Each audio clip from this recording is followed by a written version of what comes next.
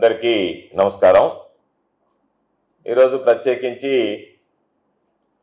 చంద్రబాబు నాయుడు గారు పవర్కి సంబంధించి ఇంధన రంగానికి సంబంధించి శ్వేతపత్రాన్ని విడుదల చేయడం జరిగింది. అయితే దౌర్భాగ్యం ఏంటంటే శ్వేతపత్రం మొత్తం చంద్రబాబు నాయుడు పాపం ఆయన ఒక టీచర్ లాగా కర్ర ఒకటి పట్టుకొని చేతిలో మైక్ ఒకటి పట్టుకొని ఏదో అనర్గళంగా ఉపన్యసిస్తా ఆయన చేసినటువంటివి ఏదన్నా ఉంది అని అనుకుంటే వాటిని చేయనటువంటి వాటిని తన గొప్పలుగా చెప్పుకుంటా గతంలో జగన్మోహన్ రెడ్డి గారి ప్రభుత్వం అయితే ఇంధన రంగం మీద దృష్టి పెట్టలేదు, అసలు ఇంధన రంగానికి సంబంధించి లేదా విద్యుత్ పంపిణీలో అనేక రకాలైనటువంటి లోపాలు ఉన్నట్టుగా ఆయన మాట్లాడాడు. పూర్తిగా సాధారణంగా మనం అసత్యాలు అర్ధసత్యాలు అంటాం. అర్ధసత్యాలు కాదు, పూర్తిగా అసత్యాలతో అబద్ధాల మయంగా అది ఆ ప్రజెంటేషన్ నాకు అనిపించింది.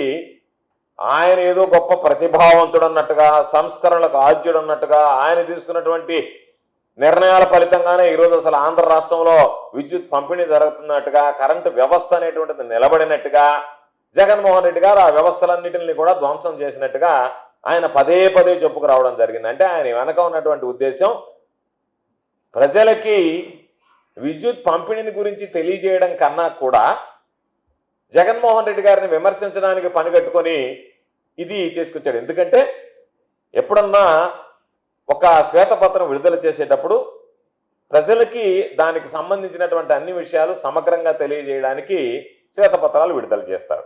ఆయన వాటికి భిన్నంగా ఆ సాంప్రదాయానికి తిలోదకాలు ఇస్తా జగన్మోహన్ రెడ్డి గారిని, గత ప్రభుత్వాన్ని విమర్శించడానికే వైఎస్ఆర్ కాంగ్రెస్ పార్టీ ప్రభుత్వాన్ని ఆయన పరిమితం కావడం జరిగింది. ఆయన నోటుకుండా వచ్చినటువంటివన్నీ కూడా అబద్ధాలు, అవాస్తవాలు అనేటువంటిది ఆధారాలతో సహా నేను తెలియజేయడానికే ఈ మీడియా సమావేశాన్ని ఏర్పాటు చేయడం జరిగింది.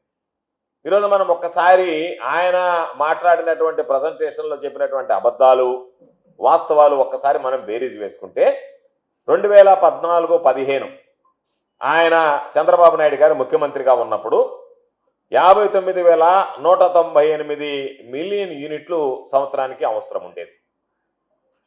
2018-19 అంటే చంద్రబాబు నాయుడు గారు దిగిపోయే నాటికి 63,675 మిలియన్ యూనిట్లకి ఆ డిమాండ్ పెరిగింది. అంటే కేవలం సగటున 1.9% వృద్ధి రేటు. 59,198 మిలియన్ యూనిట్ల నుంచి 63,675 మిలియన్ యూనిట్లు అంటే కొత్త కనెక్షన్లు ఇవ్వలేదు. ఎవరు అడిగినా సరే వాళ్ళకి సంబంధించినటువంటి వ్యవసాయ రంగానికి సంబంధించినటువంటి కనెక్షన్లు కానీ మరొకటి కానీ డిమాండ్ పెరగకుండా ఆయన మేనేజ్ చేసుకుంటూ వచ్చి అందరినీ ఇబ్బందుల పాలు చేసి ఈరోజు నేను బ్రహ్మాండంగా అడిగినటువంటి వాడికల్లా కరెంట్ ఇచ్చాను అని అన్నాడు.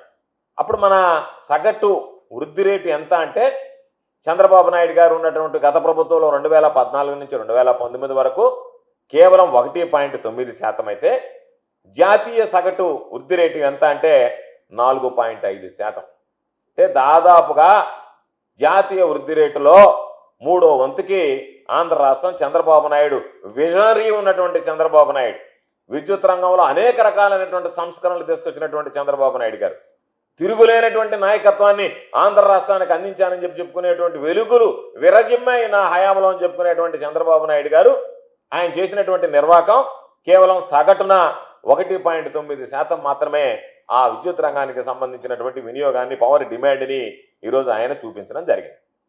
ఒక్కసారి మనం చూస్తే చంద్రబాబు నాయుడు ఈరోజు 2014 నుంచి 2019 మధ్యలో వినియోగం దాదాపుగా 36% పెరిగిందని చెప్పి కాకి లెక్కలు కట్టి ఆయన డబ్బా కొట్టుకున్నాడు. అంటే ఎంత అబద్ధాలు మాట్లాడుతున్నాడో చంద్రబాబు నాయుడు అని చెప్పడానికి ఇది ఒక ఉదాహరణ. వాస్తవం ఎన్ని యూనిట్లు, నువ్వు ఈరోజు నేను 36% పెరిగింది అంటే సగటున 1.9% పెరిగినటువంటి దాన్ని నేను బ్రహ్మాండంగా పెంచానని చెప్పి మాట్లాడుకునేటువంటి దౌర్భాగ్యం అనేటువంటి పరిస్థితి.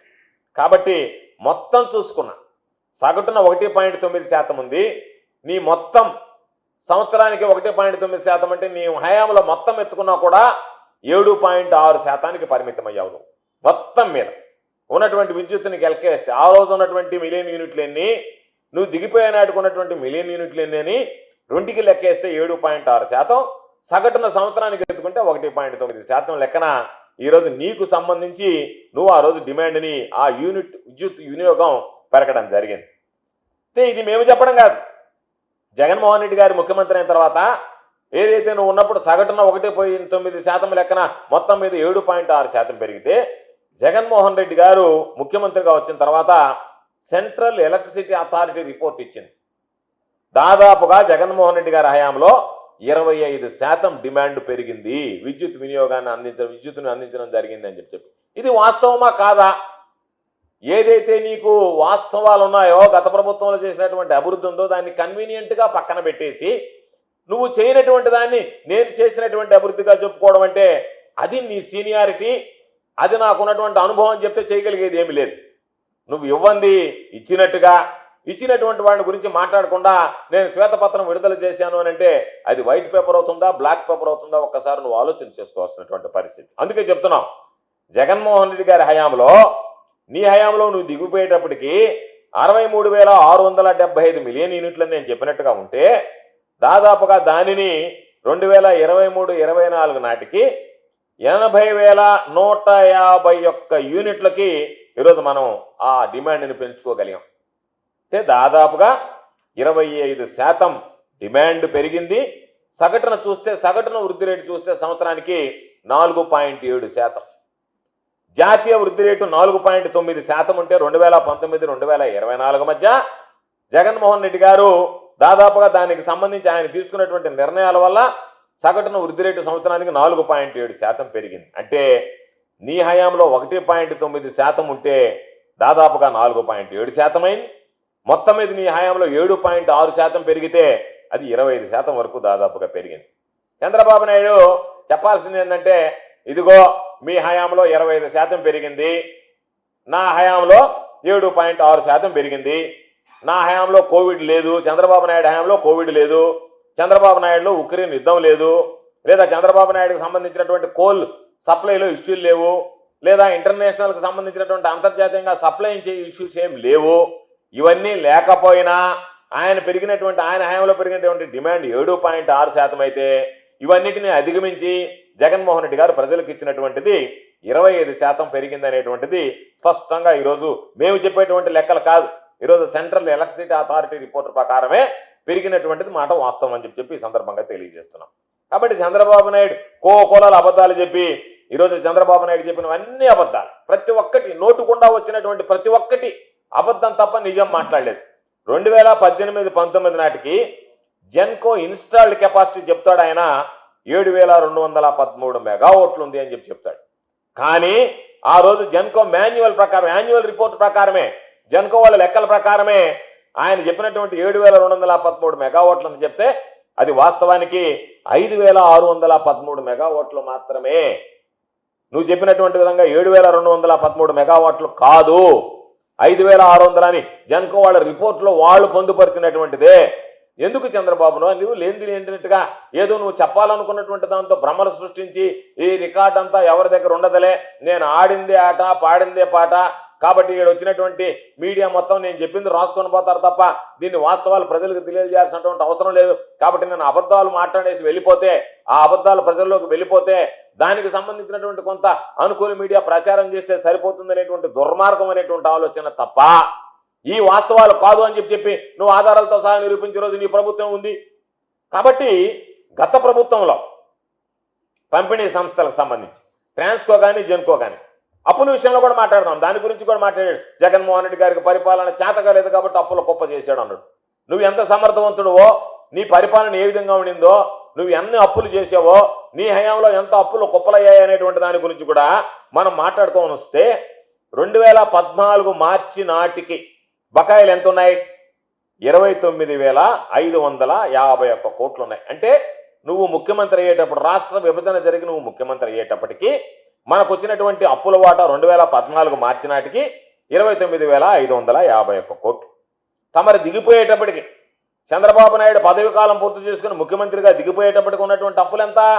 86,215 కోట్లు. అంటే నువ్వు ఎక్కే నాటికి 29,550 కోట్లుంటే దిగే నాటికి 86,215 కోట్లుంటే తమరి హయాంలో జరిగినటువంటి అప్పులు, తమరు తెచ్చినటువంటి అప్పులు ఆ విద్యుత్ రంగంలో అక్షరాల 56,663 కోట్ల రూపాయలు. అంటే దాదాపుగా వృద్ధి రేటు సగటున అప్పు సంబంధించినటువంటి వృద్ధి రేటు చూస్తే 24%. దిక్కులేనటువంటి పరిస్థితుల్లో డిస్కంలు కుప్ప కూలిపోయాయి.